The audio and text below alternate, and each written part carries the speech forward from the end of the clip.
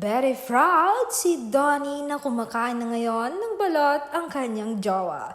Grabe, totoo palang kumakain ng balot ang Don Bell. Akala ko hindi. Panoorin po natin ang videong patunay na kumakain sila ng balot.